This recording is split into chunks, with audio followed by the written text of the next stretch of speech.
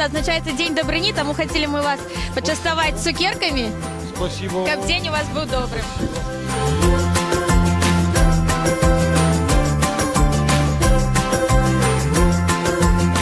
Спасибо, я не ем конфетки уже. А можете человеку увогуле быть добрым?